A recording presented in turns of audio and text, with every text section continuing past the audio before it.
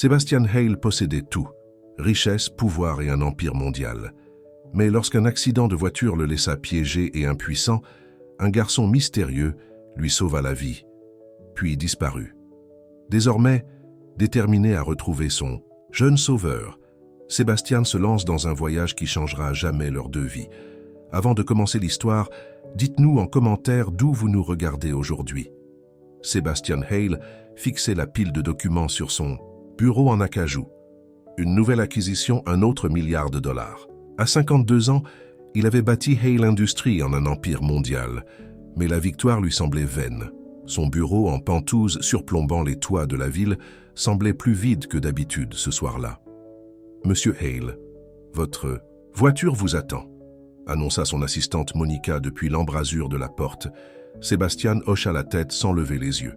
« Merci, vous pouvez rentrer chez vous maintenant. Il est presque minuit, monsieur. Êtes-vous sûr de vouloir rentrer seul au domaine ? La météo annonce de fortes pluies.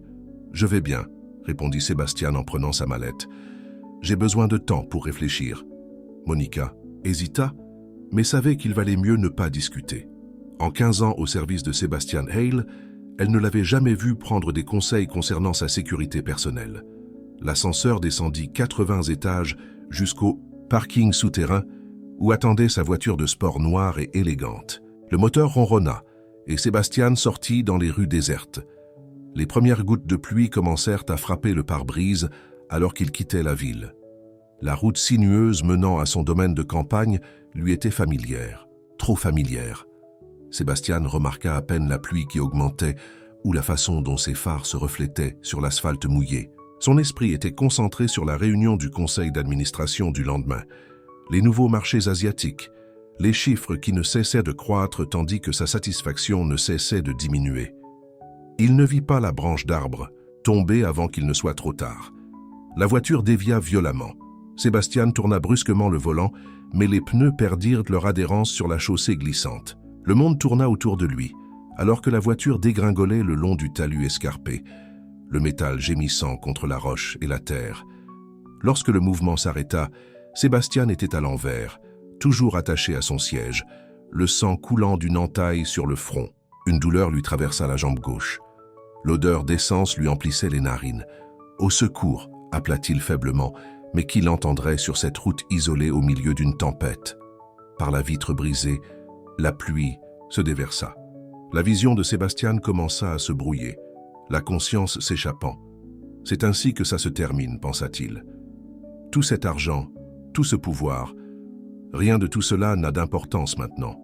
Puis il l'entendit, un bruit à l'extérieur de l'épave. Des pas. « Bonjour, y a-t-il quelqu'un là-dedans » Une voix d'enfant, aiguë et effrayée. Sebastian força ses yeux à s'ouvrir. « Ici » réussit-il à dire. « Je suis coincé. » Un petit visage apparut à la fenêtre, les yeux grands ouverts d'inquiétude. Un garçon, pas plus âgé de 10 ans, ses vêtements trempés, les cheveux bruns collés au front. « Ne vous inquiétez pas, monsieur. Je vais vous aider, » dit le garçon avec une détermination surprenante. « Ce n'est pas sûr, » prévint Sebastian. « La voiture pourrait prendre feu.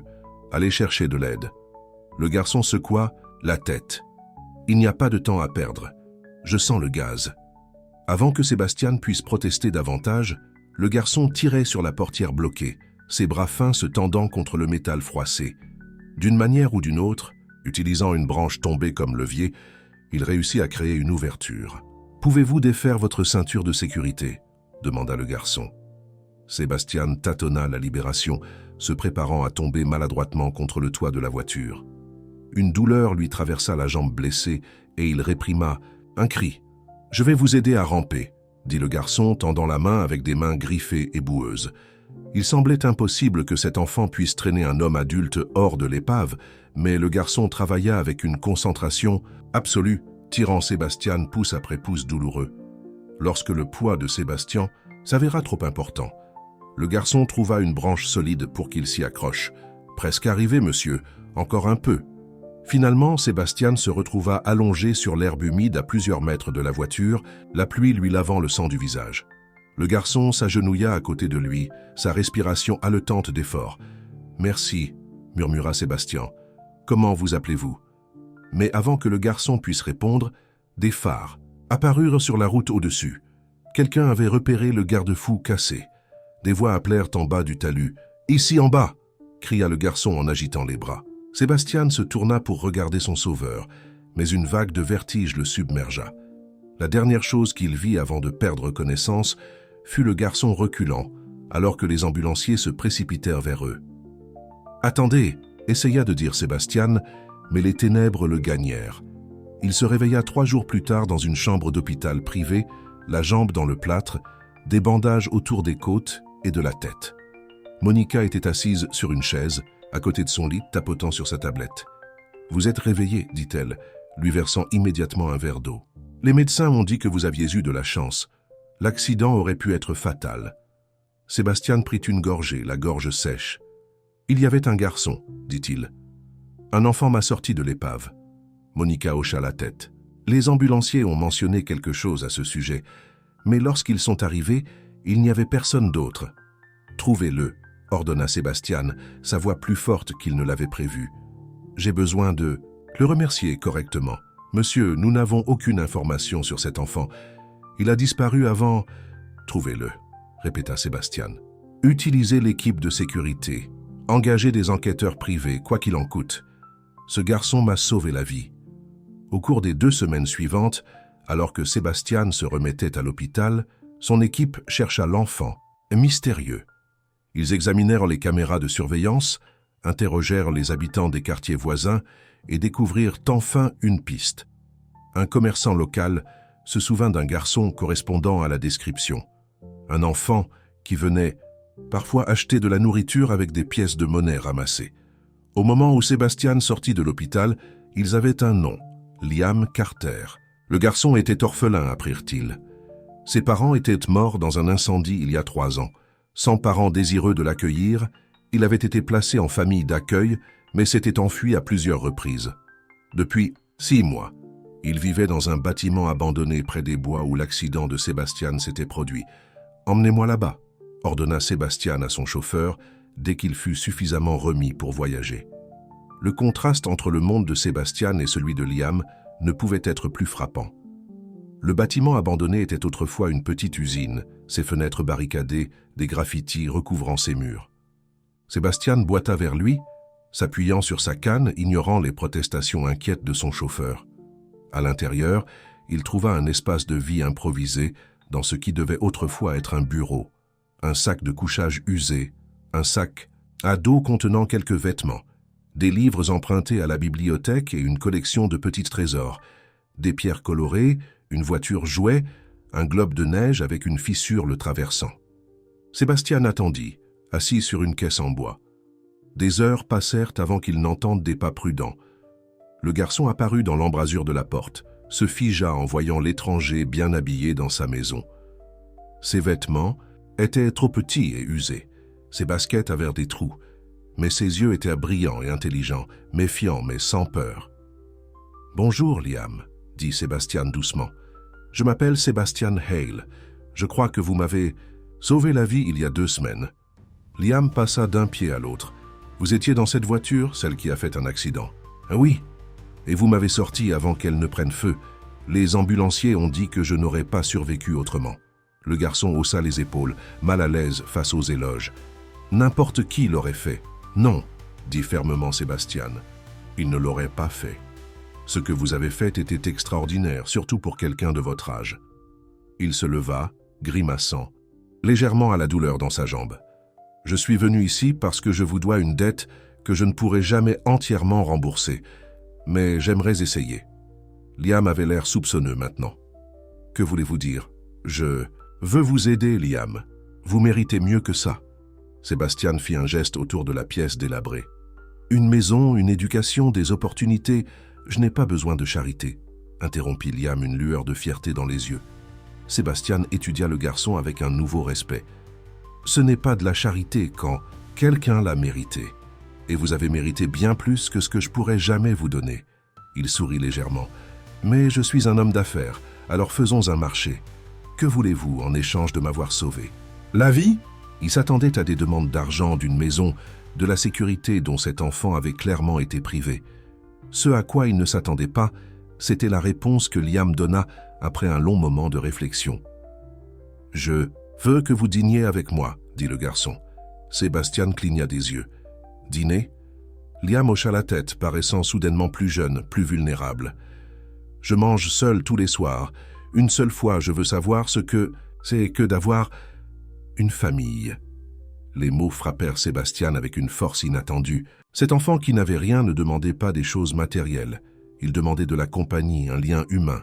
« Je peux faire ça, » dit Sébastien, sa voix plus rauque qu'il ne l'avait prévu. Ce soir-là, le chauffeur de Sébastien revint avec des sacs d'épicerie.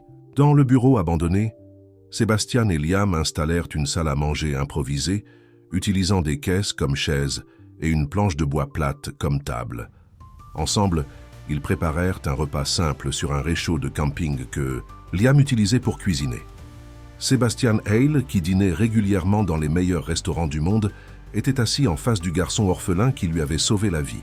Ils mangèrent des sandwichs et de la soupe dans des bols en papier, et Sébastien ne se souvenait pas de quand la nourriture avait eu meilleur goût. Liam parla avec enthousiasme entre les bouchées, racontant à Sébastien les livres qu'il lisait, comment il avait appris les mathématiques à partir de manuels scolaires jetés, comment il allait toujours à la bibliothèque publique chaque fois qu'il le pouvait pour apprendre de nouvelles choses.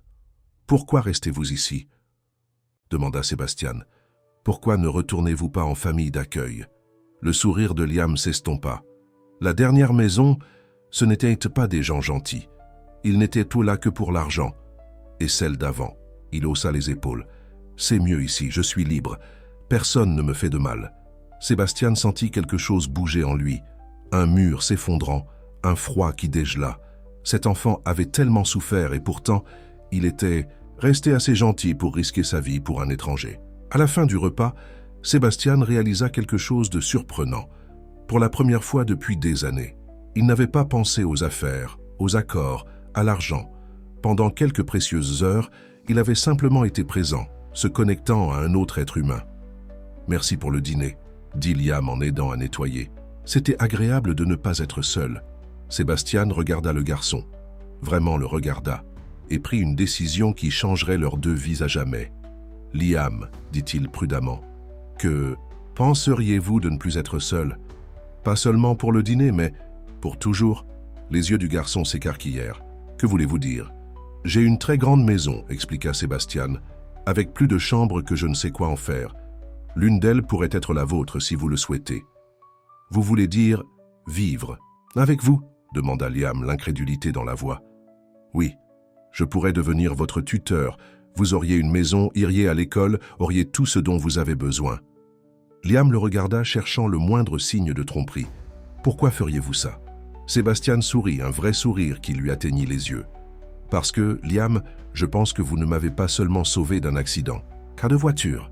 Je pense que vous m'avez peut-être sauvé de quelque chose de bien pire, une vie de vide. » Le visage du garçon s'illumina d'espoir, rapidement suivi d'incertitude. « Et si ça ne marche pas? Et si vous changez d'avis? Alors on trouvera une solution ensemble, » promit Sébastien. « Mais je ne pense pas que je changerai d'avis. Certaines décisions semblent simplement justes, et c'est l'une d'elles. » Alors qu'ils quittaient ensemble le bâtiment abandonné ce soir-là, Sébastien réalisa que pour la première fois depuis des décennies, il attendait avec impatience le lendemain. Non pas à cause d'un accord commercial, mais parce que ce serait le début de quelque chose de nouveau et de significatif. Il était venu offrir son aide à un enfant dans le besoin, sans jamais s'attendre à être celui qui recevrait le plus grand cadeau, une chance de rouvrir son cœur après l'avoir gardé fermé pendant si longtemps. Le soleil du matin traversait les immenses fenêtres du manoir de Sébastien Hale alors que Liam se tenait au centre de sa nouvelle chambre, les yeux grands ouverts d'incrédulité. La pièce était plus grande que tout l'espace dans lequel il avait vécu dans le bâtiment abandonné. Un lit king-size avec des oreillers moelleux, un bureau avec un ordinateur portable flambant neuf, des étagères remplies de romans d'aventure et un placard plein de vêtements qui lui allaient enfin. « Est-ce que tout ça est vraiment pour moi ?» demanda-t-il, sa voix à peine au-dessus d'un murmure. Sébastien se tenait dans l'embrasure de la porte, s'appuyant sur sa canne. Sa jambe était encore en voie de guérison, mais les médecins ont dit qu'il progressait bien. « Tout à vous. Bien que nous puissions changer ce que vous n'aimez pas. Liam passa sa main sur la douce couette. Je n'ai jamais eu de vrai lit auparavant. En famille d'accueil, je n'avais qu'un matelas par terre. Quelque chose se serra dans la poitrine de Sébastien. Au cours de la semaine écoulée depuis qu'il avait ramené Liam à la maison, il en avait appris davantage sur le passé difficile du garçon. Des parents perdus dans un incendie lorsqu'il avait 7 ans. Passé de proches qui ne le voulaient, pas puis de famille d'accueil, où il n'était traité que comme un chèque mensuel. S'enfuir semblait être sa seule option. Madame Reynolds sera là à 9 heures pour vous aider à vous installer, dit Sébastien, faisant référence à la gouvernante au grand cœur qu'il avait engagée spécifiquement parce qu'elle avait de l'expérience avec les enfants. J'ai quelques appels d'affaires à faire, mais nous pouvons déjeuner ensemble si vous voulez. Liam hocha la tête avec impatience. Puis-je explorer la maison? Bien sûr. C'est votre maison maintenant. Les mots semblaient étranges sur la langue de Sébastien. Maison. Pendant 20 ans, ce manoir n'avait été qu'un endroit où il dormait entre les voyages d'affaires. Maintenant, avec la présence de Liam, c'était différent. Vivant en quelque sorte. Sébastien se dirigea vers son bureau à domicile, ses pensées interrompues par la sonnerie de son téléphone. C'était Monica. Les membres du conseil d'administration deviennent impatients, dit-elle sans préambule. Ils s'attendaient à ce que vous soyez de retour au bureau il y a des jours. Richardson est particulièrement virulent concernant le marché asiatique qui nécessite votre attention. Sébastien soupira. Prévoyez une visioconférence pour cet après-midi et dites à Richardson que je me remets encore de ma mort imminente. L'entreprise a survécu sans moi pendant 3 semaines. Elle peut gérer quelques jours de plus. Il y a autre chose, dit Monica, son ton changeant. Harold Wilson s'est renseigné sur Liam. Sébastien se raidit. Harold Wilson était son plus vieil ami et le conseiller juridique principal de la société. Quel genre de renseignements? Sur la procédure de tutelle. Il s'inquiète de l'image que cela donnera aux actionnaires. Un célibataire d'une 50aine d'années qui prend soudainement en charge un enfant au hasard ayant des antécédents de fugue de famille et d'accueil. Liam n'est pas un enfant au hasard, rétorqua Sébastien. Il m'a sauvé la vie. Et mes décisions personnelles ne regardent pas le conseil d'administration. Je comprends, monsieur, répondit prudemment Monica. Mais Harold suggère de le rencontrer avant de prendre des dispositions permanentes. Il y a des complexités juridiques, des problèmes potentiels de relations publiques. Très bien. Dites-lui de venir dîner ce soir. Il pourra rencontrer Liam lui-même. Sébastien raccrocha, l'irritation le piquant sous la peau. Il s'attendait à une résistance du conseil d'administration concernant son changement soudain de priorité, mais pas aussi rapidement et pas à propos de Liam. Il ouvrit son ordinateur portable avec l'intention de revoir quelques rapports avant la visioconférence lorsqu'un coup à la porte de son bureau l'interrompit. « Entrez », appela-t-il. À sa surprise, c'était Liam, tenant un plateau avec une théière et une tasse. Madame Reynolds se tenait derrière lui, rayonnante. « Le jeune homme a insisté pour vous apporter du thé, monsieur Hale, » expliqua-t-elle. « Il a dit que vous aviez l'air fatigué ce matin. » Liam déposa soigneusement le plateau sur le bureau de Sébastien. « Madame Reynolds m'a montré comment le faire correctement. Elle dit que vous l'aimez fort avec juste un peu de lait. » Sébastien regarda le thé, puis le visage plein d'espoir de Liam. Un geste si simple, et pourtant, personne ne lui avait rien fait de tel depuis des années. Son personnel était efficace mais impersonnel. Les femmes qu'il sortait occasionnellement étaient plus intéressées par sa richesse que par son bien-être. « Merci, Liam. C'est exactement ce dont j'avais besoin. » Le garçon sourit, clairement satisfait. « Madame Reynolds va m'apprendre à faire des biscuits plus tard. Je n'ai jamais rien cuit auparavant. Eh bien, j'ai hâte de les goûter, » dit Sébastien se retrouvant à sourire en retour. « Au fait, nous aurons un invité pour le dîner ce soir. Mon ami Harold, c'est un avocat qui va nous aider pour les papiers de tutelle. » Le sourire de Liam s'estompa légèrement. « Est-ce que ça veut dire que je peux rester pour de bon? C'est le plan. Mais ces choses prennent du temps pour devenir officielles. » Après le départ de Liam avec Madame Reynolds, Sébastien sirota son thé et réalisa qu'il n'avait jamais vraiment envisagé les complications de devenir tuteur. Il y aurait des évaluations des services sociaux, des comparutions devant les tribunaux, des vérifications des antécédents. Compte tenu de sa richesse et de son influence, il pourrait accélérer le processus, mais cela prendrait quand même du temps. Et qu'en était-il de l'éducation de Liam?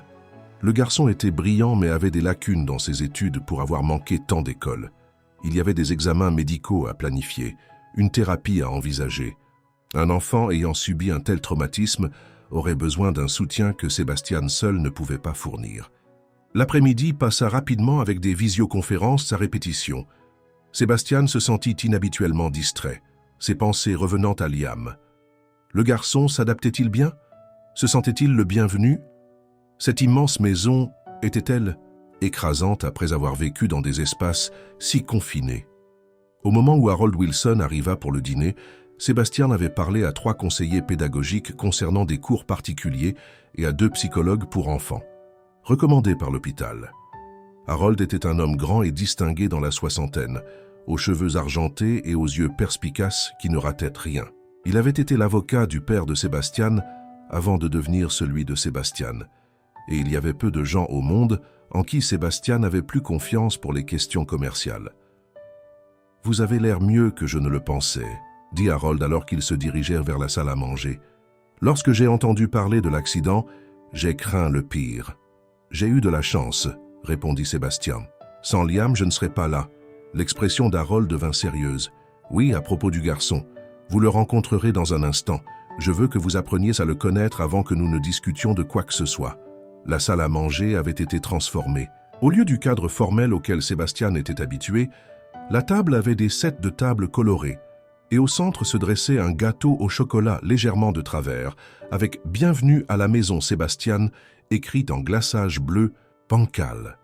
Liam se tenait nerveusement à côté de Madame Reynolds, vêtue d'une chemise boutonnée et d'un pantalon kaki qui contrastait fortement avec les vêtements en lambeaux qu'il portait une semaine auparavant. « Nous avons fait un gâteau », annonça-t-il. « Madame Reynolds m'a aidé pour le four, mais j'ai fait le glaçage moi-même. » Sébastien sentit quelque chose de chaud se répandre dans sa poitrine. Il a l'air délicieux. Harold étudia le garçon avec intérêt alors que les présentations étaient de fait. Pendant le dîner, il posa à Liam des questions sur ses centres d'intérêt, ses habitudes de lecture, les matières qu'il aimait à l'école avant d'arrêter de la fréquenter. Liam répondit poliment, bien que Sébastien remarqua comment les yeux du garçon se dirigeaient occasionnellement vers lui, cherchant de l'assurance. Serait-il acceptable que Sébastien et moi parlions seuls pendant un moment? Demanda finalement Harold. Des choses ennuyeuses d'avocat, je crains. Liam hocha la tête, aidant Madame Reynolds à débarrasser la table avant de monter dans sa chambre. Dans le bureau de Sébastien, Harold accepta un verre de brandy et alla droit au but. Il semble être un bon garçon, intelligent, poli. Mais Sébastien, avez-vous vraiment réfléchi à tout ça? Je sais que c'est soudain. Ce n'est pas seulement soudain. C'est un départ complet de tout ce que je sais de vous. Pendant 20 ans, vous n'avez vécu que pour l'entreprise. Pas de relations sérieuses, aucun intérêt pour la vie de famille. Sébastien Hale fixait la pile de documents sur son bureau en acajou. Une nouvelle acquisition, un autre $1 milliard. À 52 ans, il avait bâti Hale Industries en un empire mondial. Mais la victoire lui semblait vaine. Son Etum, bureau en penthouse dominant les toits de la ville, lui paraissait plus vide que d'habitude ce soir-là. « Monsieur Hale, votre voiture vous attend », annonça son assistante Monica depuis l'embrasure de la porte. Sébastien hocha la tête, sans lever les yeux. « Merci, vous pouvez rentrer chez vous maintenant. »« Il est presque minuit, monsieur. Êtes-vous sûr de vouloir rentrer seul au domaine? La météo annonce de fortes pluies. »« Je vais bien, » répondit Sébastien en prenant sa mallette. « J'ai besoin de temps pour réfléchir. » Monica hésita, mais savait qu'il valait mieux ne pas discuter. En 15 ans au service de Sébastien Hale, elle ne l'avait jamais vu prendre des conseils concernant sa sécurité personnelle. L'ascenseur descendit 80 étages jusqu'au parking souterrain, où attendait sa voiture de sport noire et élégante. Le moteur ronronna, et Sébastien s'engagea dans les rues désertes. Les premières gouttes de pluie commencèrent à frapper le pare-brise alors qu'il quittait la ville. La route sinueuse menant à son domaine de campagne lui était familière, trop familière. Sébastien remarqua à peine la pluie qui augmentait ou la façon dont ses phares se reflétaient sur l'asphalte mouillé. Son esprit était concentré sur la réunion du conseil d'administration du lendemain. Les nouveaux marchés asiatiques, les chiffres qui ne cessèrent de croître, tandis que sa satisfaction ne cessait de diminuer. Il ne vit pas la branche d'arbre, tomber avant qu'il ne soit trop tard. La voiture dévia violemment. Sébastien tourna brusquement le volant, mais les pneus perdirent leur adhérence sur la chaussée glissante. Le monde tourna autour de lui alors que la voiture dégringolait le long du talus escarpé, le métal gémissant contre la roche et la terre. Lorsque le mouvement s'arrêta, Sébastien était à l'envers, toujours attaché à son siège, le sang coulant d'une entaille sur le front. Une douleur lui traversa la jambe gauche. L'odeur d'essence lui emplissait les narines. « Au secours !» appela-t-il faiblement. Mais qui l'entendrait sur cette route isolée au milieu d'une tempête? Par la vitre brisée, la pluie se déversa. La vision de Sébastien commença à se brouiller, la conscience s'échappant. « C'est ainsi que ça se termine », pensa-t-il. « Tout cet argent, tout ce pouvoir, rien de tout cela n'a d'importance maintenant. » Puis il l'entendit, un bruit à l'extérieur de l'épave. Des pas. « Bonjour, y a-t-il quelqu'un là-dedans » Une voix d'enfant, aiguë et effrayée. Sébastien força ses yeux à s'ouvrir. « Ici », réussit-il à dire. « Je suis coincé. » Un petit visage apparut à la fenêtre, les yeux grands ouverts d'inquiétude. Un garçon, pas plus âgé de 10 ans, ses vêtements trempés, les cheveux bruns collés au front. « Ne vous inquiétez pas, monsieur. Je vais vous aider, » dit le garçon avec une détermination surprenante. « Ce n'est pas sûr, » prévint Sébastien. « La voiture pourrait prendre feu. Allez chercher de l'aide. » Le garçon secoua la tête. « Il n'y a pas de temps à perdre. Je sens le gaz. » Avant que Sébastien puisse protester davantage, le garçon tirait sur la portière bloquée, ses bras fins se tendant contre le métal froissé. D'une manière ou d'une autre, utilisant une branche tombée comme levier, il réussit à créer une ouverture. « Pouvez-vous défaire votre ceinture de sécurité ?» demanda le garçon. Sébastien tâtonna la libération, se préparant à tomber maladroitement contre le toit de la voiture. Une douleur, lui, traversa la jambe blessée, et il réprima un cri. « Je vais vous aider à ramper », dit le garçon tendant la main avec des mains griffées et boueuses. Il semblait impossible que cet enfant puisse traîner un homme adulte hors de l'épave, mais le garçon travailla avec une concentration absolue, tirant Sébastien pouce après pouce douloureux. Lorsque le poids de Sébastien s'avéra trop important, le garçon trouva une branche solide pour qu'il s'y accroche. « Presque arrivé, monsieur. Encore un peu. » Finalement, Sébastien se retrouva allongé sur l'herbe humide à plusieurs mètres de la voiture, la pluie lui lavant le sang du visage. Le garçon s'agenouilla à côté de lui, sa respiration haletante d'effort. « Merci », murmura Sébastien. « Comment vous appelez-vous » Mais avant que le garçon puisse répondre, des phares apparurent sur la route au-dessus. Quelqu'un avait repéré le garde-fou cassé. Des voix appelèrent en bas du talus. « Ici en bas !» cria le garçon en agitant les bras.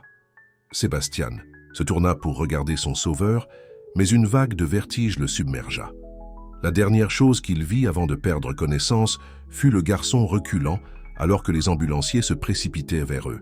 « Attendez !» essaya de dire Sébastien, mais les ténèbres le gagnèrent.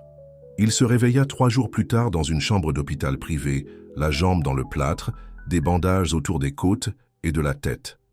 Monica était assise sur une chaise, à côté de son lit, tapotant sur sa tablette. « Vous êtes réveillé, dit-elle, lui versant immédiatement un verre d'eau. « Les médecins ont dit que vous aviez eu de la chance.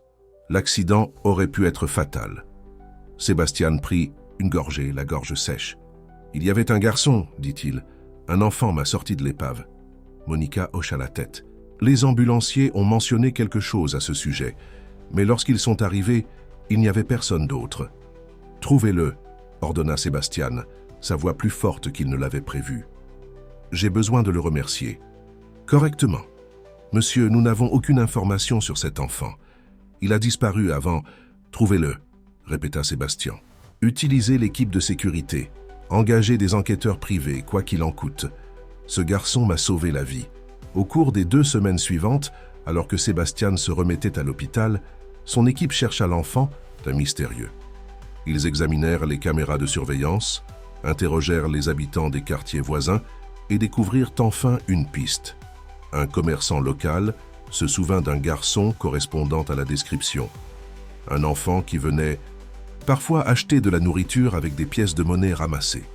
Au moment où Sébastien sortit de l'hôpital, ils avaient un nom, Liam Carter.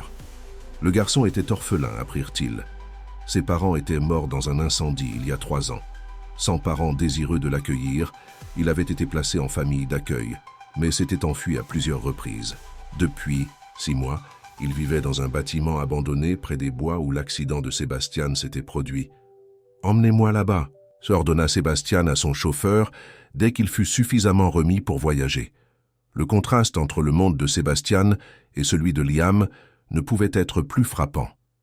Le bâtiment abandonné était autrefois une petite usine, ses fenêtres barricadées, des graffitis recouvrant ses murs. Sébastien boita vers lui, s'appuyant sur sa canne, ignorant les protestations inquiètes de son chauffeur. À l'intérieur, il trouva un espace de vie improvisé dans ce qui devait autrefois être un bureau. Un sac de couchage usé, un sac d'eau contenant quelques vêtements, des livres empruntés à la bibliothèque et une collection de petits trésors, des pierres colorées, une voiture jouet, un globe de neige avec une fissure le traversant. Sébastien attendit, assis sur une caisse en bois. Des heures passèrent avant qu'il n'entende des pas prudents. Le garçon apparut dans l'embrasure de la porte, se figea en voyant l'étranger bien habillé dans sa maison. Ses vêtements étaient trop petits et usés. Ses baskets avaient des trous, mais ses yeux étaient brillants et intelligents, méfiants mais sans peur. « Bonjour, Liam, » dit Sébastien doucement. « Je m'appelle Sébastien Hale. Je crois que vous m'avez sauvé la vie il y a 2 semaines. » Liam passa d'un pied à l'autre. « Vous étiez dans cette voiture, celle qui a fait un accident. »« Oui. Et vous m'avez sorti avant qu'elle ne prenne feu. Les ambulanciers ont dit que je n'aurais pas survécu autrement. » Le garçon haussa les épaules, mal à l'aise face aux éloges. N'importe qui l'aurait fait. « Non, » dit fermement Sébastien. « Il ne l'aurait pas fait. Ce que vous avez fait était extraordinaire, surtout pour quelqu'un de votre âge. » Il se leva, grimaçant légèrement à la douleur dans sa jambe. « Je suis venu ici parce que je vous dois une dette que je ne pourrai jamais entièrement rembourser. Mais j'aimerais essayer. » Liam avait l'air soupçonneux maintenant. « Que voulez-vous dire ? Je veux vous aider, Liam. Vous méritez mieux que ça. » Sébastien fit un geste autour de la pièce délabrée. « Une maison, une éducation, des opportunités. Je n'ai pas besoin de charité, » interrompit Liam, une lueur de fierté dans les yeux. Sébastien étudia le garçon avec un nouveau respect. « Ce n'est pas de la charité quand quelqu'un l'a mérité, et vous avez mérité bien plus que ce que je pourrais jamais vous donner. » Il sourit légèrement. « Mais je suis un homme d'affaires, alors faisons un marché. Que voulez-vous ? En échange de m'avoir sauvé la vie ?» Il s'attendait à des demandes d'argent, d'une maison, de la sécurité dont cet enfant avait clairement été privé. Ce à quoi il ne s'attendait pas, c'était la réponse que Liam donna après un long moment de réflexion. « Je veux que vous dîniez avec moi, » dit le garçon. Sébastien cligna des yeux. « Dîner ?» Liam hocha la tête, paraissant soudainement plus jeune, plus vulnérable. « Je mange seul tous les soirs. Une seule fois, je veux savoir ce que c'est que d'avoir une famille. » Les mots frappèrent Sébastien avec une force inattendue. Cet enfant qui n'avait rien ne demandait pas des choses matérielles. Il demandait de la compagnie, un lien humain. « Je peux faire ça, » dit Sébastien, sa voix plus rauque qu'il ne l'avait prévu. Ce soir-là, le chauffeur de Sébastien revint avec des sacs d'épicerie. Dans le bureau abandonné, Sébastien et Liam installèrent une salle à manger improvisée, utilisant des caisses comme chaises et une planche de bois plate comme table. Ensemble, ils préparèrent un repas simple sur un réchaud de camping que Liam utilisait pour cuisiner. Sébastien Hale, qui dînait régulièrement dans les meilleurs restaurants du monde, était assis en face du garçon orphelin qui lui avait sauvé la vie. Ils mangèrent des sandwichs et de la soupe dans des bols en papier, et Sébastien ne se souvenait pas de quand la nourriture avait eu meilleur goût. Liam parla avec enthousiasme entre les bouchées, racontant à Sébastien les livres qu'il lisait, comment il avait appris les mathématiques à partir de manuels scolaires jetés, comment il allait toujours à la bibliothèque publique chaque fois qu'il le pouvait pour apprendre de nouvelles choses. « Pourquoi restez-vous ici ?» demanda Sébastien. « Pourquoi ne retournez-vous pas en famille d'accueil ?» Le sourire de Liam s'estompa. La dernière maison, ce n'étaient pas des gens gentils. Ils n'étaient là que pour l'argent. Et celle d'avant, il haussa les épaules. « C'est mieux ici. Je suis libre. Personne ne me fait de mal. » Sébastien sentit quelque chose bouger en lui, un mur s'effondrant, un froid qui dégela. Cet enfant avait tellement souffert, et pourtant il était resté, Assez gentil pour risquer sa vie pour un étranger, à la fin du repas, Sébastien réalisa quelque chose de surprenant. Pour la première fois depuis des années, il n'avait pas pensé aux affaires, aux accords, à l'argent. Pendant quelques précieuses heures, il avait simplement été présent, se connectant à un autre être humain. « Merci pour le dîner », dit Liam en aidant à nettoyer. C'était agréable de ne pas être seul. Sébastien regarda le garçon, vraiment le regarda, et prit une décision qui changerait leurs deux vies à jamais. « Liam, dit-il prudemment, que penseriez-vous? De ne plus être seul? Pas seulement pour le dîner, mais pour toujours ?» Les yeux du garçon s'écarquillèrent. « Que voulez-vous dire? J'ai une très grande maison, expliqua Sébastien, avec plus de chambres que je ne sais quoi en faire. L'une d'elles pourrait être la vôtre si vous le souhaitez. Vous voulez dire vivre avec vous? Demanda Liam, l'incrédulité dans la voix. Oui, je pourrais devenir votre tuteur, vous auriez une maison, iriez à l'école, auriez tout ce dont vous avez besoin. Liam le regarda, cherchant le moindre signe de tromperie. Pourquoi feriez-vous ça? Sébastien sourit, un vrai sourire qui lui atteignit les yeux. Parce que Liam, je pense que vous ne m'avez pas seulement sauvé d'un accident de voiture, je pense que vous m'avez peut-être sauvé de quelque chose de bien pire, une vie de vide. Le visage du garçon s'illumina d'espoir, rapidement suivi d'incertitude. Et si ça ne marche pas? Et si vous changez d'avis? Alors on trouvera une solution ensemble, promit Sébastien. Mais je ne pense pas que je changerai d'avis. Certaines décisions semblent simplement justes, et c'est l'une d'elles. Alors qu'ils quittaient ensemble le bâtiment abandonné ce soir-là, Sébastien réalisa que pour la première fois depuis des décennies, il attendait avec impatience le lendemain. Non pas à cause d'un accord commercial, mais parce que ce serait le début de quelque chose de nouveau et de significatif. Il était venu offrir son aide à un enfant dans le besoin, sans jamais s'attendre à être celui qui recevrait le plus grand cadeau, une chance de rouvrir son cœur après l'avoir gardé fermé pendant si longtemps. Le soleil du matin traversait les immenses fenêtres du manoir de Sébastien Hale, alors que Liam se tenait au centre de sa nouvelle chambre, les yeux grands ouverts d'incrédulité. La pièce était plus grande que tout l'espace dans lequel il avait vécu dans le bâtiment abandonné. Un lit king size, avec des oreillers moelleux, un bureau avec un ordinateur portable flambant neuf, des étagères remplies de romans d'aventure et un placard plein de vêtements qui lui allaient enfin. « Est-ce que tout ça est vraiment pour moi ?» demanda-t-il, sa voix à peine au-dessus d'un murmure. Sébastien se tenait dans l'embrasure de la porte, s'appuyant sur sa canne. Sa jambe était encore en voie de guérison, mais les médecins ont dit qu'il progressait bien. Tout à vous, bien que nous puissions changer ce que vous n'aimez pas. Liam passa sa main sur la douce couette. Je n'ai jamais eu de vrai lit auparavant. En famille d'accueil, je n'avais qu'un matelas par terre. Quelque chose se serra dans la poitrine de Sébastien. Au cours de la semaine écoulée, depuis qu'il avait ramené Liam à la maison, il en avait appris davantage sur le passé difficile du garçon. Des parents perdus dans un incendie lorsqu'il avait 7 ans. Passé de proches qui ne le voulaient pas, puis de familles d'accueil, où il n'était traité que comme un chèque mensuel. S'enfuir semblait être sa seule option. « Madame Reynolds sera là à 9 heures pour vous aider à vous installer », dit Sébastien, faisant référence à la gouvernante au grand cœur qu'il avait engagée spécifiquement parce qu'elle avait de l'expérience avec les enfants. « J'ai quelques appels d'affaires à faire, mais nous pouvons déjeuner ensemble si vous voulez. » Liam hocha la tête avec impatience. « Puis-je explorer la maison? » « Bien sûr, c'est votre maison maintenant. » Les mots semblaient étranges sur la langue de Sébastien. Maison. Pendant 20 ans, ce manoir n'avait été qu'un endroit où il dormait entre les voyages d'affaires. Maintenant, avec la présence de Liam, c'était différent, vivant en quelque sorte. Sébastien se dirigea vers son bureau à domicile, ses pensées interrompues par la sonnerie de son téléphone. C'était Monica. « Les membres du conseil d'administration deviennent impatients, » dit-elle sans préambule. « Ils s'attendaient à ce que vous soyez de retour au bureau il y a des jours. Richardson est particulièrement virulent concernant le marché asiatique qui nécessite votre attention. » Sébastien soupira. « Prévoyez une visioconférence pour cet après-midi et dites à Richardson que je me remets encore de ma mort imminente. L'entreprise a survécu sans moi pendant 3 semaines. Elle peut gérer quelques jours de plus. »« Il y a autre chose, » dit Monica, son ton changeant. Harold Wilson s'est renseigné sur Liam. Sébastien se raidit. Harold Wilson était son plus vieil ami et le conseiller juridique principal de la société. Quel genre de renseignements? Sur la procédure de tutelle. Il s'inquiète de l'image que cela donnera aux actionnaires. un célibataire d'une cinquantaine d'années qui prend soudainement en charge un enfant au hasard ayant des antécédents de fugue de famille d'accueil. Liam n'est pas un enfant au hasard, rétorqua Sébastien. Il m'a sauvé la vie, et mes décisions personnelles ne regardent pas le conseil d'administration. Je comprends. Un monsieur, répondit prudemment Monica. Mais Harold suggère de le rencontrer avant de prendre des dispositions permanentes.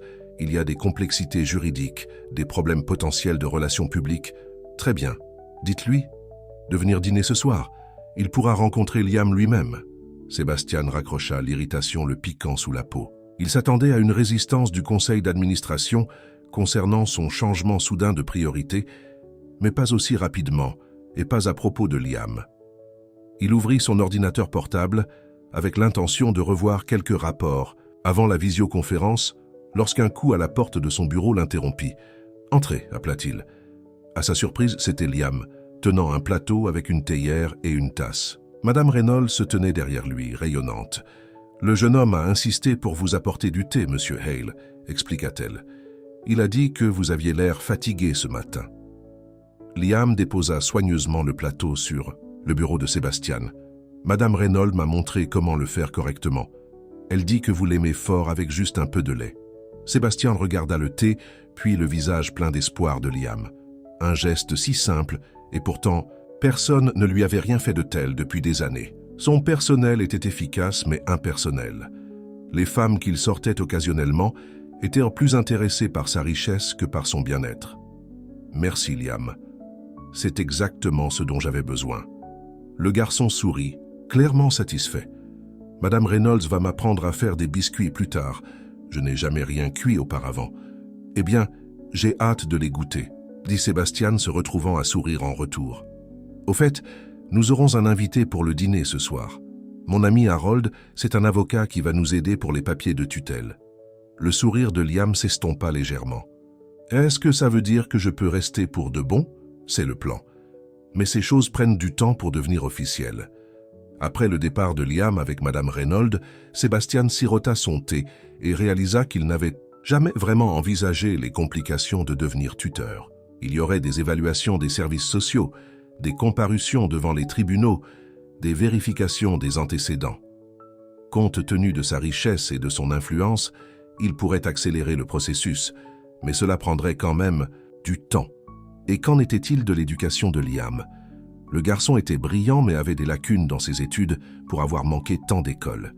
Il y avait des examens médicaux à planifier, une thérapie à envisager. Un enfant ayant subi un tel traumatisme aurait besoin d'un soutien que Sébastien seul ne pouvait pas fournir. L'après-midi passa rapidement avec des visioconférences à répétition. Sébastien se sentit inhabituellement distrait, ses pensées revenant à Liam. Le garçon s'adaptait-il bien? Se sentait-il le bienvenu? Cette immense maison était-elle écrasante après avoir vécu dans des espaces si confinés? Au moment où Harold Wilson arriva pour le dîner, Sébastien avait parlé à 3 conseillers pédagogiques concernant des cours particuliers et à 2 psychologues pour enfants recommandés par l'hôpital. Harold était un homme grand et distingué dans la soixantaine, aux cheveux argentés et aux yeux perspicaces qui ne rataient rien. Il avait été l'avocat du père de Sébastien avant de devenir celui de Sébastien, et il y avait peu de gens au monde en qui Sébastien avait plus confiance pour les questions commerciales. « Vous avez l'air mieux que je ne le pensais », dit Harold, alors qu'il se dirigeait vers la salle à manger. « Lorsque j'ai entendu parler de l'accident, j'ai craint le pire. J'ai eu de la chance, » répondit Sébastien. « Sans Liam, je ne serais pas là. » L'expression d'Harold devint sérieuse. « Oui, à propos du garçon, vous le rencontrerez dans un instant. Je veux que vous appreniez à le connaître avant que nous ne discutions de quoi que ce soit. » La salle à manger avait été transformée. Au lieu du cadre formel auquel Sébastien était habitué, la table avait des sets de tables colorées et au centre se dressait un gâteau au chocolat légèrement de travers avec « Bienvenue à la maison Sébastien » écrit en glaçage bleu bancal. Liam se tenait nerveusement à côté de Madame Reynolds, vêtue d'une chemise boutonnée et d'un pantalon kaki qui contrastait fortement avec les vêtements en lambeaux qu'il portait une semaine auparavant. « Nous avons fait un gâteau », annonça-t-il. « Madame Reynolds m'a aidé pour le four, mais j'ai fait le glaçage moi-même. » Sébastien sentit quelque chose de chaud se répandre dans sa poitrine. « Il a l'air délicieux. » Harold étudia le garçon avec intérêt alors que les présentations étaient faites. Pendant le dîner, il posa à Liam des questions sur ses centres d'intérêt, ses habitudes de lecture, les matières qu'il aimait à l'école avant d'arrêter de la fréquenter. Liam répondit poliment, bien que Sébastien remarqua comment les yeux du garçon se dirigeaient occasionnellement vers lui, cherchant de l'assurance. « Serait-il acceptable que Sébastien et moi parlions seuls pendant un moment ?» demanda finalement Harold. « Des choses ennuyeuses d'avocat, je crains. » Liam hocha la tête, aidant Madame Reynolds à débarrasser la table avant de monter dans sa chambre. Dans le bureau de Sébastien, Harold accepta un verre de brandy qui alla droit au but. Il semble être un bon garçon, intelligent, poli. Mais Sébastien, avez-vous vraiment réfléchi à tout ça? Je sais que c'est soudain. Ce n'est pas seulement soudain, c'est un départ complet de tout. Ce que je sais de vous, pendant 20 ans, vous n'avez vécu que pour l'entreprise. Pas de relations sérieuses, aucun intérêt pour la vie de famille. Et maintenant, du jour au lendemain, vous voulez devenir responsable d'un enfant? Sébastien fit tourner le brandy dans son verre. L'accident a changé les choses, m'a fait voir ce qui manquait.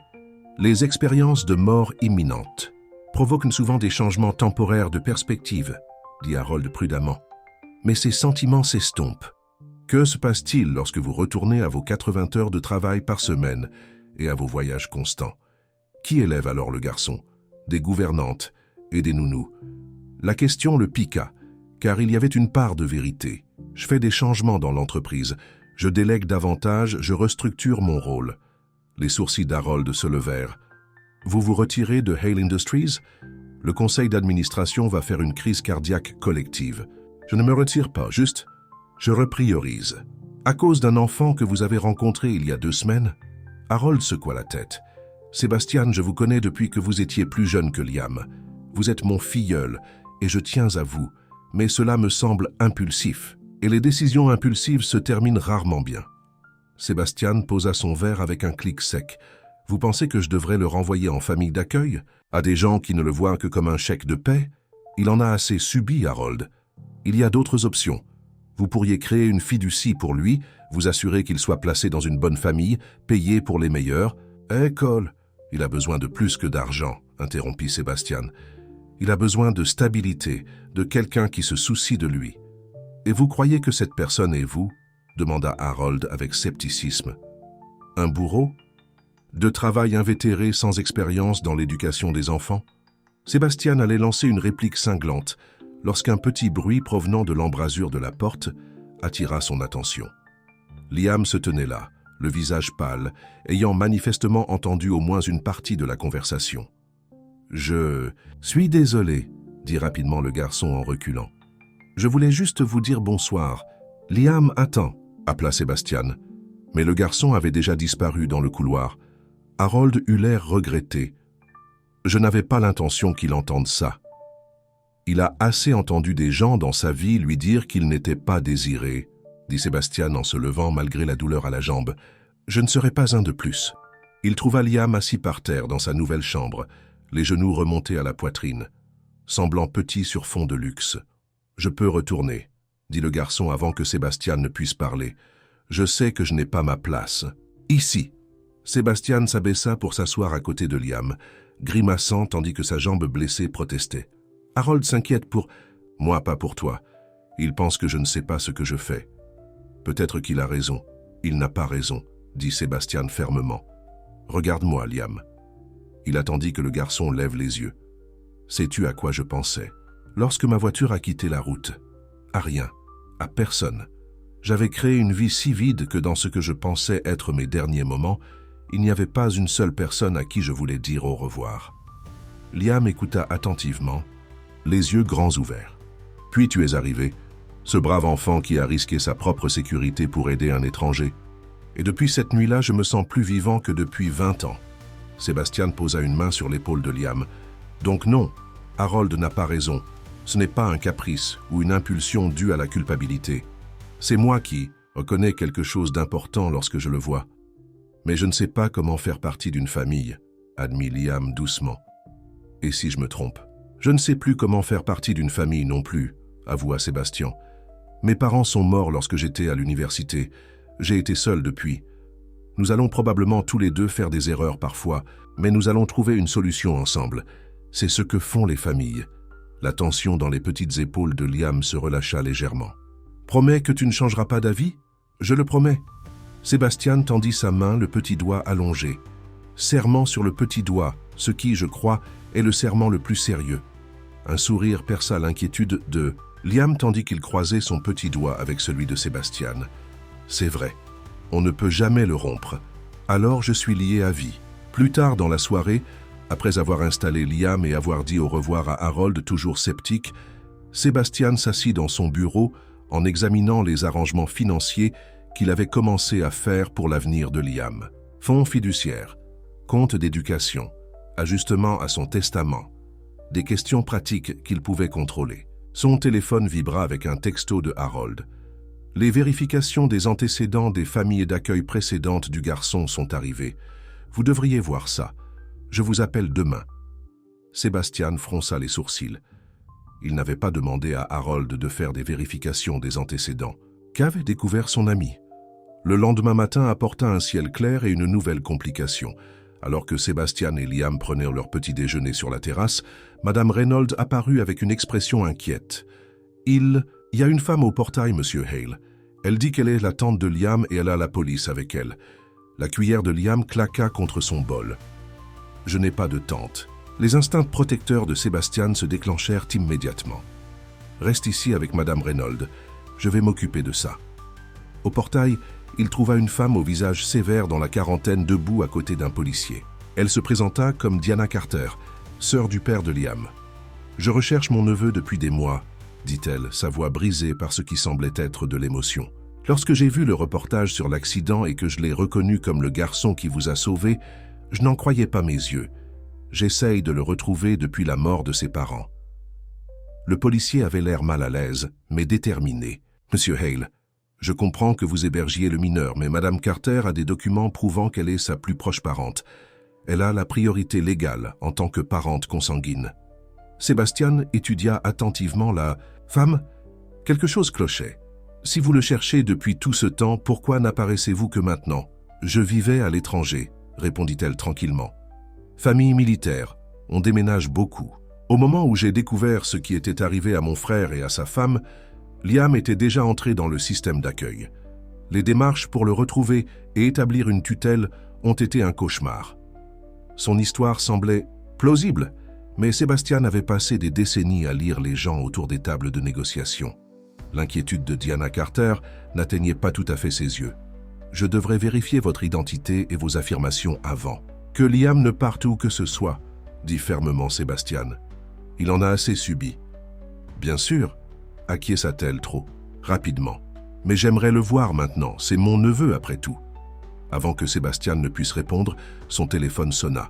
C'était Harold. « Ne laisse personne prendre le garçon, » dit Harold sans préambule. « Les dossiers de la famille d'accueil ont été falsifiés. Quelqu'un surveille Liam depuis la mort de ses parents, et cet incendie n'était pas un accident. J'arrive avec des documents judiciaires et le FBI. » Le sang de Sébastien devint froid lorsque les pièces s'emboîtèrent. Diana Carter n'était pas là par souci familial.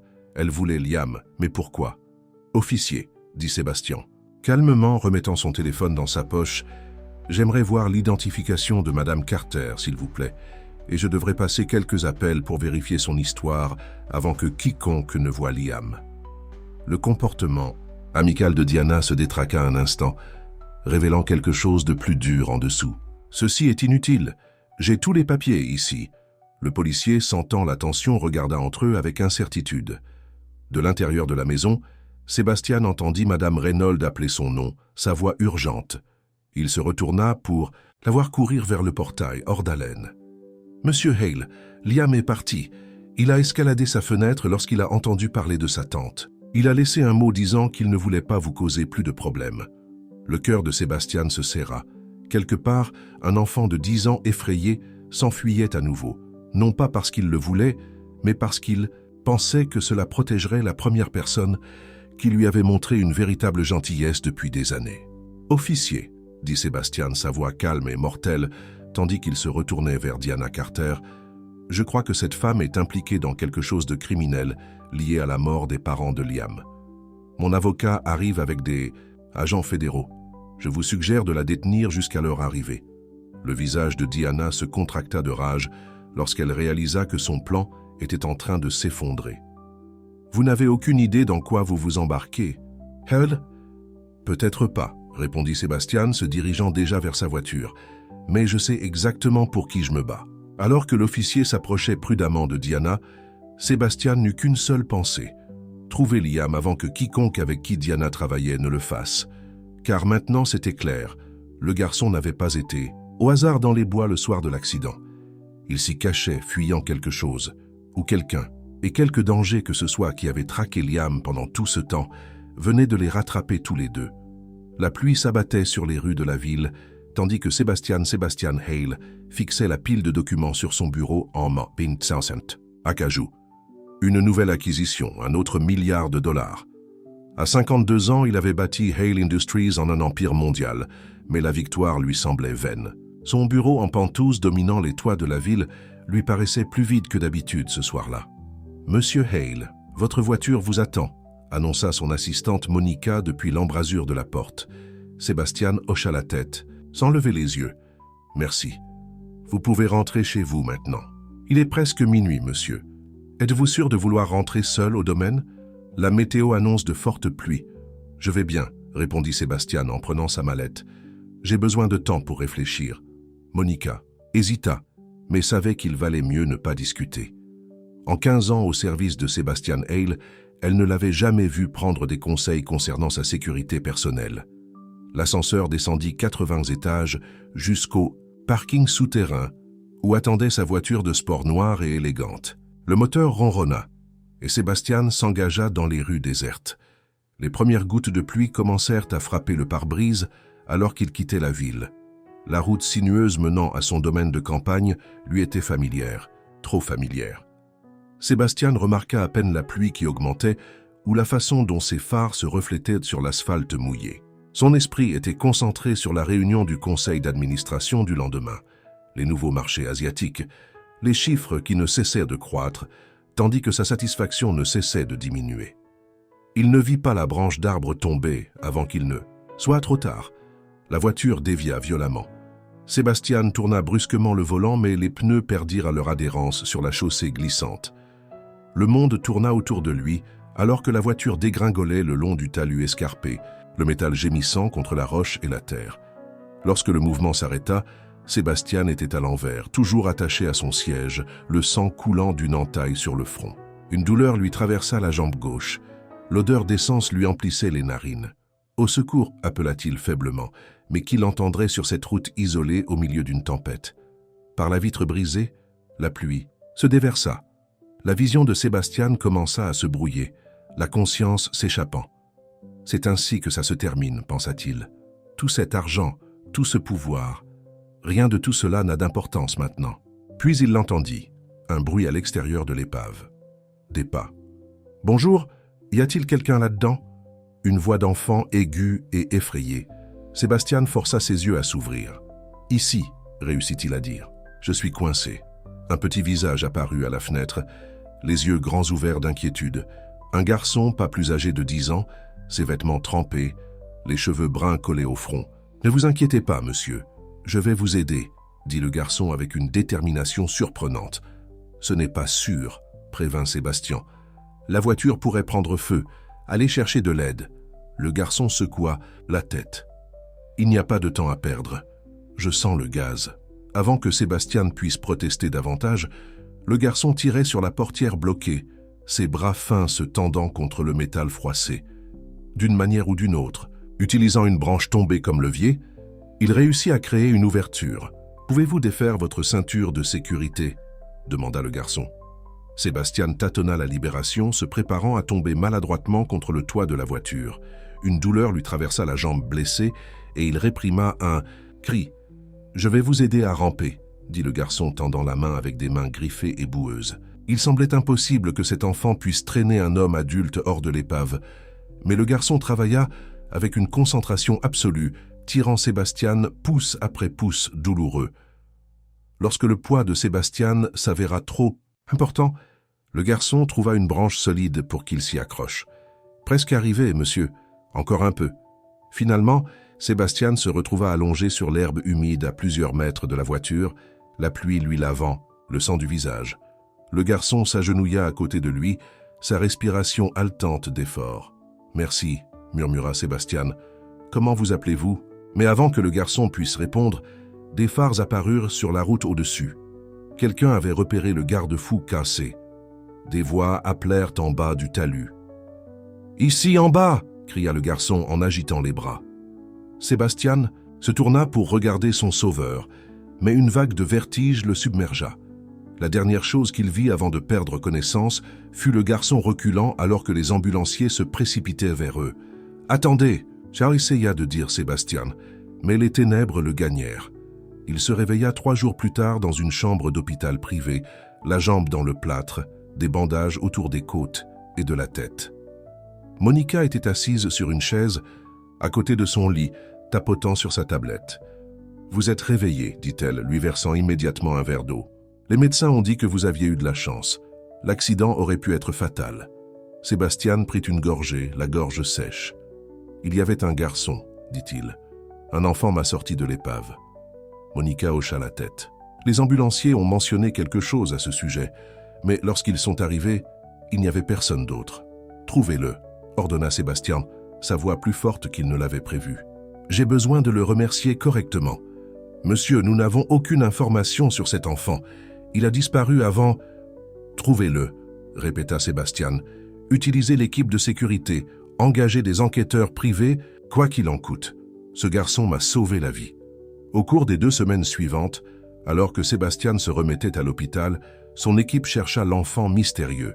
Ils examinèrent les caméras de surveillance, interrogèrent les habitants des quartiers, voisins et découvrirent enfin une piste. Un commerçant local se souvint d'un garçon correspondant à la description, un enfant qui venait parfois acheter de la nourriture avec des pièces de monnaie ramassées. Au moment où Sébastien sortit, de l'hôpital, ils avaient un nom, Liam Carter. Le garçon était orphelin, apprirent-ils. Ses parents étaient morts dans un incendie il y a 3 ans. Sans parents désireux de l'accueillir, il avait été placé en famille d'accueil mais s'était enfui à plusieurs reprises. Depuis 6 mois, il vivait dans un bâtiment abandonné près des bois où l'accident de Sébastien s'était produit. « Emmenez-moi là-bas », ordonna Sébastien à son chauffeur dès qu'il fut suffisamment remis pour voyager. Le contraste entre le monde de Sébastien et celui de Liam ne pouvait être plus frappant. Le bâtiment abandonné était autrefois une petite usine, ses fenêtres barricadées, des graffitis recouvrant ses murs. Sébastien boita vers lui, s'appuyant sur sa canne, ignorant les protestations inquiètes de son chauffeur. À l'intérieur, il trouva un espace de vie improvisé dans ce qui devait autrefois être un bureau.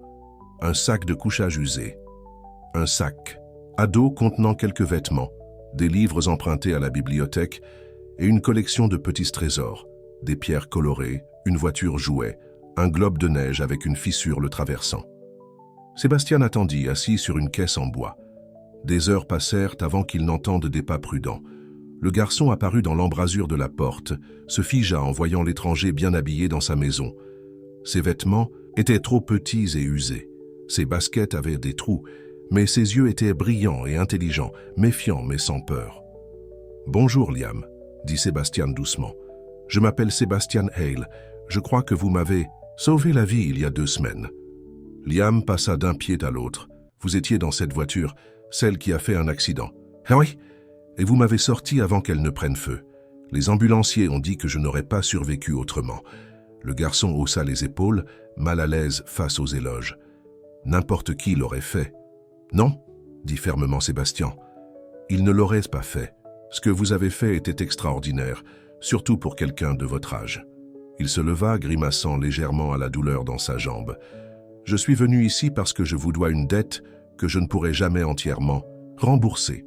Mais j'aimerais essayer. » Liam avait l'air soupçonneux maintenant. « Que voulez-vous dire ? »« Je veux vous aider, Liam. Vous méritez mieux que ça. » Sébastien fit un geste autour de la pièce délabrée. « Une maison, une éducation, des opportunités. Je n'ai pas besoin de charité, » interrompit Liam, une lueur de fierté dans les yeux. Sébastien étudia le garçon avec un nouveau respect. « Ce n'est pas de la charité quand quelqu'un l'a mérité. » et vous avez mérité bien plus que ce que je pourrais jamais vous donner. » Il sourit légèrement. « Mais je suis un homme d'affaires, alors faisons un marché. Que voulez-vous? En échange de m'avoir sauvé la vie, » il s'attendait à des demandes d'argent, d'une maison, de la sécurité dont cet enfant avait clairement été privé. Ce à quoi il ne s'attendait pas, c'était la réponse que Liam donna après un long moment de réflexion. « Je veux que vous dîniez avec moi, » dit le garçon. Sébastien cligna des yeux. « Dîner ?» Liam hocha la tête, paraissant soudainement plus jeune, plus vulnérable. « Je mange seul tous les soirs. Une seule fois, je veux savoir ce que c'est que d'avoir une famille. » Les mots frappèrent Sébastien avec une force inattendue.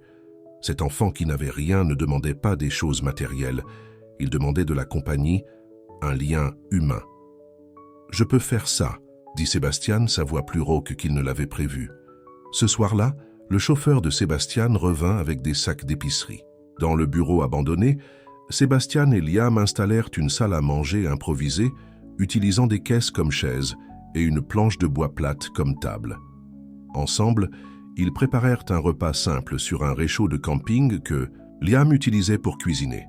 Sébastien Hale, qui dînait régulièrement dans les meilleurs restaurants du monde, était assis en face du garçon orphelin qui lui avait sauvé la vie. Ils mangèrent des sandwichs et de la soupe dans des bols, en papier, et Sébastien ne se souvenait pas de quand la nourriture avait eu meilleur goût. Liam parla avec enthousiasme entre les bouchées, racontant à Sébastien les livres qu'il lisait, comment il avait appris les mathématiques à partir de manuels scolaires jetés, comment il allait toujours à la bibliothèque publique chaque fois qu'il le pouvait pour apprendre de nouvelles choses. « Pourquoi restez-vous ici ?» demanda Sébastien. « Pourquoi ne retournez-vous pas en famille d'accueil ?» Le sourire de Liam s'estompa. La dernière maison, ce n'étaient pas des gens gentils. Ils n'étaient là que pour l'argent. Et celle d'avant. Il haussa les épaules. « C'est mieux ici, je suis libre. Personne ne me fait de mal. » Sébastien sentit quelque chose bouger en lui, un mur s'effondrant, un froid qui dégela. Cet enfant avait tellement souffert, et pourtant il était resté assez gentil pour risquer sa vie pour un étranger. À la fin du repas, Sébastien réalisa quelque chose de surprenant. Pour la première fois depuis des années, il n'avait pas pensé aux affaires, aux accords, à l'argent.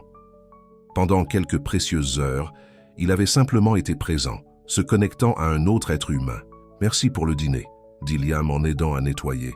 C'était agréable de ne pas être seul.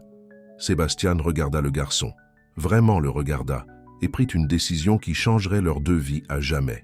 « Liam, » dit-il, prudemment, « que penseriez-vous de ne plus être seul? Pas seulement pour le dîner, mais pour toujours ?» Les yeux du garçon s'écarquillèrent. « Et que voulez-vous dire? J'ai une très grande maison, » expliqua Sébastien, « avec plus de chambres que je ne sais quoi en faire. L'une d'elles pourrait être la vôtre, si vous le souhaitez. Vous voulez dire vivre avec vous ?» demanda Liam, l'incrédulité dans la voix. « Ah oui, je pourrais devenir votre tuteur. Vous auriez une maison, iriez à l'école, auriez tout ce dont vous avez besoin. » Liam le regarda, cherchant le moindre signe de tromperie. « Pourquoi feriez-vous ça ?» Sébastien sourit, un vrai sourire qui lui atteignit les yeux. « Parce que, Liam, je pense que vous ne m'avez pas seulement sauvé d'un accident de voiture. Je pense que vous m'avez peut-être sauvé de quelque chose de bien pire, une vie de vide. » Le visage du garçon s'illumina d'espoir, rapidement suivi d'incertitude. « Et si ça ne marche pas? Et si vous changez d'avis? » « Alors on trouvera une solution ensemble, » promit Sébastien. « Mais je ne pense pas que je changerai d'avis. Certaines décisions semblent simplement justes, et c'est l'une d'elles. » Alors qu'ils quittaient ensemble le bâtiment abandonné ce soir-là, Sébastien réalisa que pour la première fois depuis des décennies, il attendait avec impatience le lendemain. Non pas à cause d'un accord commercial, mais parce que ce serait le début de quelque chose de nouveau et de significatif. Il était venu offrir son aide à un enfant dans le besoin, sans jamais s'attendre à être celui qui recevrait le plus grand cadeau. Une chance de rouvrir son cœur après l'avoir gardé fermé pendant si longtemps. Le soleil du matin traversait les immenses fenêtres du manoir de Sébastien Hale alors que Liam se tenait au centre de sa nouvelle chambre, les yeux grands ouverts d'incrédulité. La pièce était plus grande que tout l'espace dans lequel il avait vécu dans le bâtiment abandonné.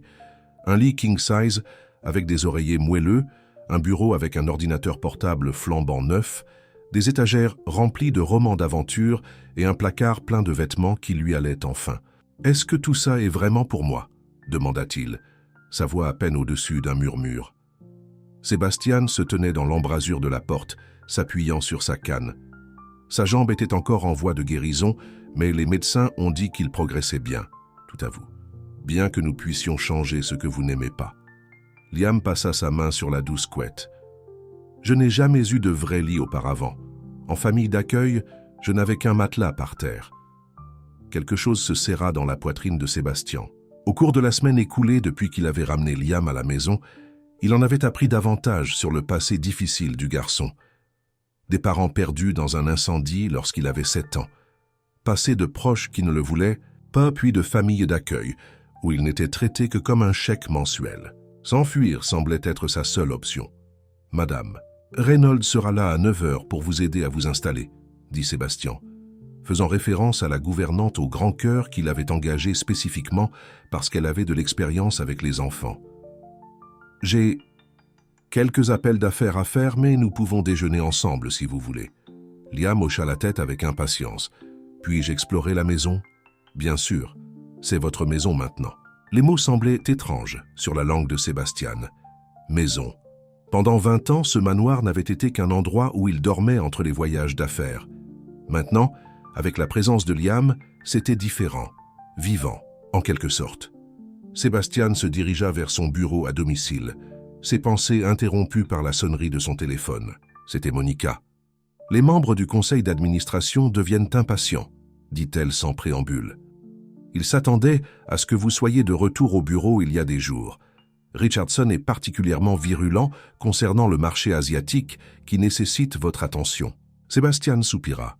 « Prévoyez une visioconférence pour cet après-midi et dites à Richardson que je me remets encore de ma mort imminente. L'entreprise a survécu sans moi pendant 3 semaines. Elle peut gérer quelques jours de plus. »« Il y a autre chose, » dit Monica, son ton changeant. « Harold Wilson s'est renseigné sur Liam. » Sébastien se raidit. Harold Wilson était son plus vieil ami et le conseiller juridique principal de la société. Quel genre de renseignements sur la procédure de tutelle? Il s'inquiète de l'image que cela donnera aux actionnaires. Un célibataire d'une 50aine d'années qui prend soudainement en charge un enfant au hasard ayant des antécédents de fugue de famille d'accueil. Liam n'est pas un enfant au hasard, rétorqua Sébastien. Il m'a sauvé la vie. Et mes décisions personnelles ne regardent pas le conseil d'administration. Je comprends, monsieur, répondit prudemment Monica. Mais Harold suggère de le rencontrer avant de prendre des dispositions permanentes. Il y a des complexités juridiques, des problèmes potentiels de relations publiques. Très bien. Dites-lui de venir dîner ce soir. Il pourra rencontrer Liam lui-même. Sébastien raccrocha, l'irritation le piquant sous la peau. Il s'attendait à une résistance du conseil d'administration concernant son changement soudain de priorité, mais pas aussi rapidement et pas à propos de Liam. Il ouvrit son ordinateur portable avec l'intention de revoir quelques rapports avant la visioconférence lorsqu'un coup à la porte de son bureau l'interrompit. « Entrez » appela-t-il. À sa surprise, c'était Liam, tenant un plateau avec une théière et une tasse. Madame Reynolds se tenait derrière lui, rayonnante. « Le jeune homme a insisté pour vous apporter du thé, monsieur Hale, » expliqua-t-elle. « Il a dit que vous aviez l'air fatigué ce matin. » Liam déposa soigneusement le plateau sur le bureau de Sébastien. « Madame Reynolds m'a montré comment le faire correctement. Elle dit que vous l'aimez fort avec juste un peu de lait. » Sébastien regarda le thé, puis le visage plein d'espoir de Liam. Un geste si simple, et pourtant, personne ne lui avait rien fait de tel depuis des années. Son personnel était efficace mais impersonnel. Les femmes qu'il sortait occasionnellement étaient plus intéressées par sa richesse que par son bien-être. « Merci, Liam. C'est exactement ce dont j'avais besoin. » Le garçon sourit, clairement satisfait. « Madame Reynolds va m'apprendre à faire des biscuits plus tard. Je n'ai jamais rien cuit auparavant. Eh bien, j'ai hâte de les goûter, » dit Sébastien, se retrouvant à sourire en retour. « Au fait, nous aurons un invité pour le dîner ce soir. Mon ami Harold, c'est un avocat qui va nous aider pour les papiers de tutelle. » Le sourire de Liam s'estompa légèrement. « Est-ce que ça veut dire que je peux rester pour de bon? C'est le plan. Mais ces choses prennent du temps pour devenir officielles. » Après le départ de Liam avec Madame Reynolds, Sébastien sirota son thé et réalisa qu'il n'avait jamais vraiment envisagé les complications de devenir tuteur. Il y aurait des évaluations des services sociaux, des comparutions devant les tribunaux, des vérifications des antécédents. Compte tenu de sa richesse et de son influence, il pourrait accélérer le processus, mais cela prendrait quand même du temps. Et qu'en était-il de l'éducation de Liam? Le garçon était brillant, mais avait des lacunes dans ses études pour avoir manqué tant d'école. Il y avait des examens médicaux à planifier, une thérapie à envisager. Un enfant ayant subi un tel traumatisme aurait besoin d'un soutien que Sébastien seul ne pouvait pas fournir. L'après-midi passa rapidement avec des visioconférences à répétition. Sébastien se sentit inhabituellement distrait, ses pensées revenant à Liam.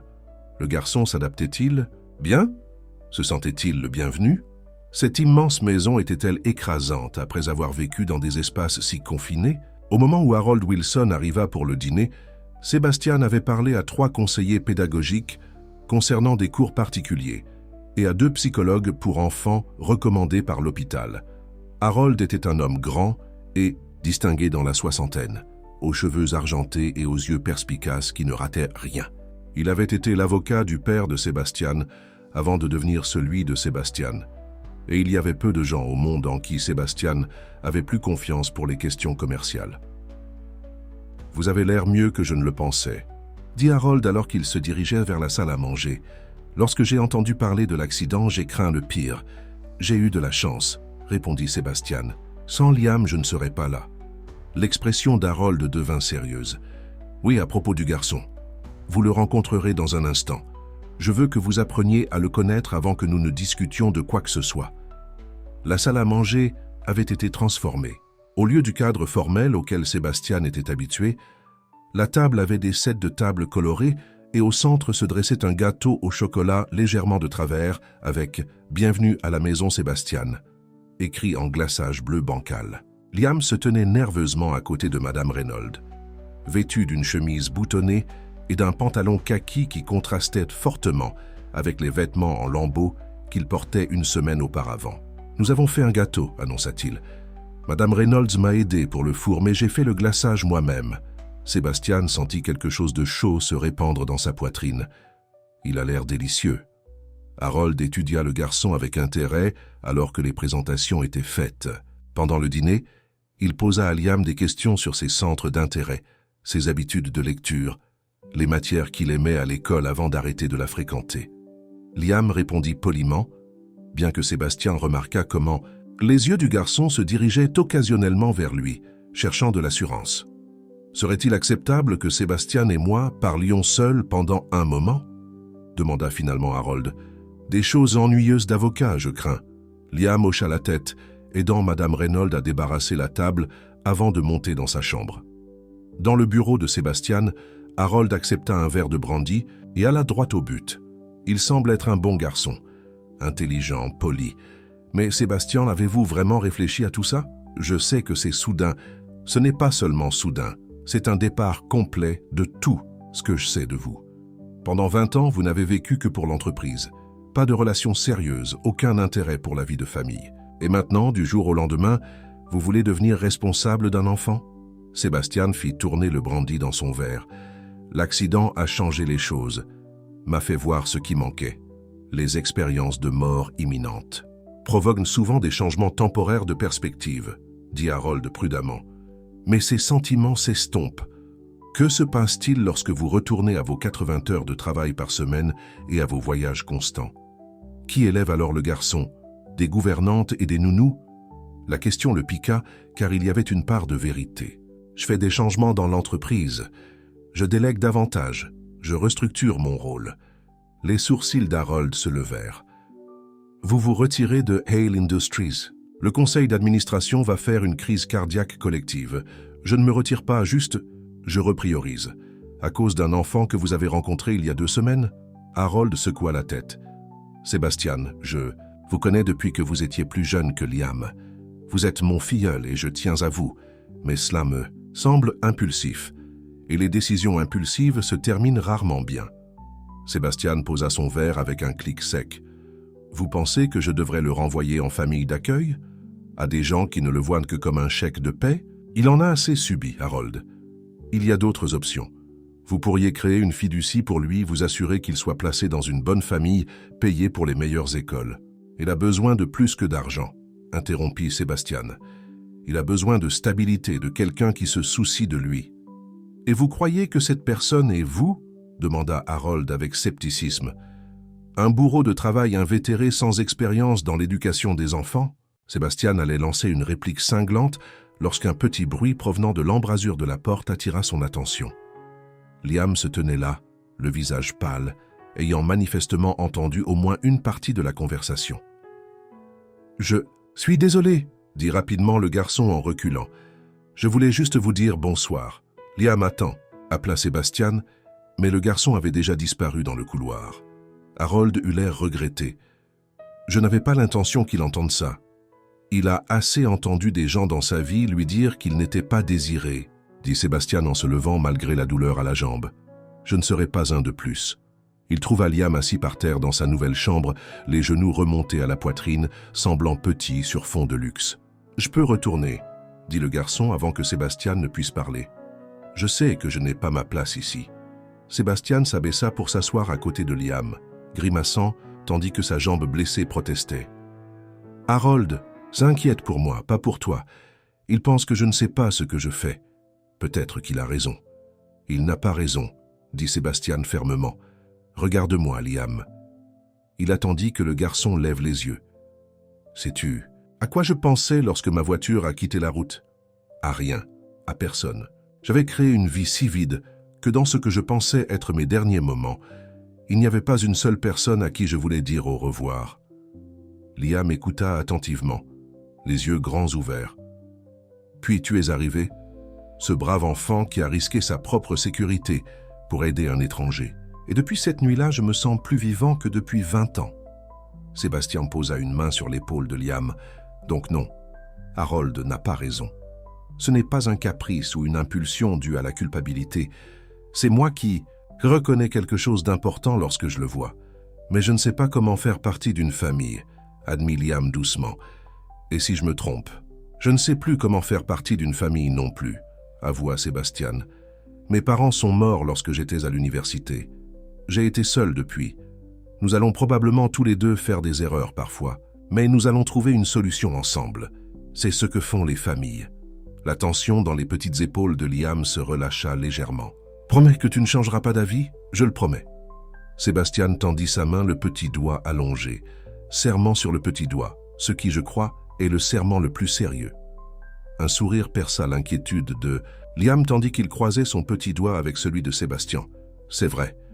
On ne peut jamais le rompre, alors je suis lié à vie. » Plus tard dans la soirée, après avoir installé Liam et avoir dit au revoir à Harold, toujours sceptique, Sébastien s'assit dans son bureau en examinant les arrangements financiers qu'il avait commencé à faire pour l'avenir de Liam. Fonds fiduciaires, compte d'éducation, ajustement à son testament, des questions pratiques qu'il pouvait contrôler. Son téléphone vibra avec un texto de Harold. Les vérifications des antécédents des familles d'accueil précédentes du garçon sont arrivées. Vous devriez voir ça. Je vous appelle demain. Sébastien fronça les sourcils.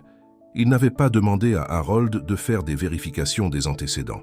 Qu'avait découvert son ami? Le lendemain matin apporta un ciel clair et une nouvelle complication. Alors que Sébastien et Liam prenaient leur petit déjeuner sur la terrasse, Madame Reynolds apparut avec une expression inquiète. « Il y a une femme au portail, Monsieur Hale. Elle dit qu'elle est la tante de Liam et elle a la police avec elle. » La cuillère de Liam claqua contre son bol. « Je n'ai pas de tante. » Les instincts protecteurs de Sébastien se déclenchèrent immédiatement. « Reste ici avec Madame Reynolds. Je vais m'occuper de ça. » Au portail, il trouva une femme au visage sévère dans la quarantaine debout à côté d'un policier. Elle se présenta comme Diana Carter, sœur du père de Liam. « Je recherche mon neveu depuis des mois, » dit-elle, sa voix brisée par ce qui semblait être de l'émotion. « Lorsque j'ai vu le reportage sur l'accident et que je l'ai reconnu comme le garçon qui vous a sauvé, je n'en croyais pas mes yeux. J'essaye de le retrouver depuis la mort de ses parents. » Le policier avait l'air mal à l'aise, mais déterminé. « Monsieur Hale, je comprends que vous hébergiez le mineur, mais Madame Carter a des documents prouvant qu'elle est sa plus proche parente. Elle a la priorité légale en tant que parente consanguine. » Sébastien étudia attentivement la femme. Quelque chose clochait. « Si vous le cherchez depuis tout ce temps, pourquoi n'apparaissez-vous que maintenant? » Je vivais à l'étranger, répondit-elle tranquillement. Famille militaire. On déménage beaucoup. Au moment où j'ai découvert ce qui était arrivé à mon frère et à sa femme, Liam était déjà entré dans le système d'accueil. Les démarches pour le retrouver et établir une tutelle ont été un cauchemar. Son histoire semblait plausible, mais Sébastien avait passé des décennies à lire les gens autour des tables de négociation. L'inquiétude de Diana Carter n'atteignait pas tout à fait ses yeux. « Je devrais vérifier votre identité et vos affirmations avant que Liam ne parte où que ce soit, » dit fermement Sébastien. « Il en a assez subi. » « Bien sûr, acquiesça-t-elle trop rapidement. Mais j'aimerais le voir maintenant. C'est mon neveu après tout. » Avant que Sébastien ne puisse répondre, son téléphone sonna. C'était Harold. « Ne laisse personne prendre le garçon, » dit Harold sans préambule. « Les dossiers de la famille d'accueil ont été falsifiés. Quelqu'un surveille Liam depuis la mort de ses parents. Et cet incendie n'était pas un accident. J'arrive avec des documents judiciaires et le FBI. » Le sang de Sébastien devint froid lorsque les pièces s'emboîtèrent. Diana Carter n'était pas là par souci familial. Elle voulait Liam. Mais pourquoi? « Officier. » dit Sébastien calmement, remettant son téléphone dans sa poche. « J'aimerais voir l'identification de Madame Carter, s'il vous plaît. Et je devrais passer quelques appels pour vérifier son histoire avant que quiconque ne voie Liam. » Le comportement amical de Diana se détraqua un instant, révélant quelque chose de plus dur en dessous. « Ceci est inutile. J'ai tous les papiers ici. » Le policier, sentant la tension, regarda entre eux avec incertitude. De l'intérieur de la maison, Sébastien entendit Madame Reynolds appeler son nom, sa voix urgente. Il se retourna pour la voir courir vers le portail, hors d'haleine. « Monsieur Hale, Liam est parti. Il a escaladé sa fenêtre lorsqu'il a entendu parler de sa tante. Il a laissé un mot disant qu'il ne voulait pas vous causer plus de problèmes. » Le cœur de Sébastien se serra. Quelque part, un enfant de 10 ans, effrayé, s'enfuyait à nouveau, non pas parce qu'il le voulait, mais parce qu'il pensait que cela protégerait la première personne qui lui avait montré une véritable gentillesse depuis des années. « Officier » dit Sébastien, sa voix calme et mortelle tandis qu'il se retournait vers Diana Carter, « je crois que cette femme est impliquée dans quelque chose de criminel lié à la mort des parents de Liam. Mon avocat arrive avec des agents fédéraux. Je vous suggère de la détenir jusqu'à leur arrivée. » Le visage de Diana se contracta de rage lorsqu'elle réalisa que son plan était en train de s'effondrer. « Vous n'avez aucune idée dans quoi vous vous embarquez. »« Hell, peut-être pas, » répondit Sébastien se dirigeant déjà vers sa voiture. « Mais je sais exactement pour qui je me bats. » Alors que l'officier s'approchait prudemment de Diana, Sébastien n'eut qu'une seule pensée, trouver Liam avant que quiconque avec qui Diana travaillait ne le fasse. Car maintenant c'était clair, le garçon n'avait pas été au hasard dans les bois le soir de l'accident. Il s'y cachait fuyant quelque chose, ou quelqu'un, et quelque danger que ce soit qui avait traqué Liam pendant tout ce temps venait de les rattraper tous les deux. La pluie s'abattait sur les rues de la ville, tandis que